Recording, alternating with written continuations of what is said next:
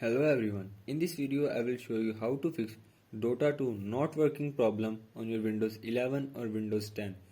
So to fix this issue, follow every step as I am showing in this video, and do not forget to subscribe this channel and also press the bell icon for the latest upcoming videos. Hope so this will fix your problem and help you a lot.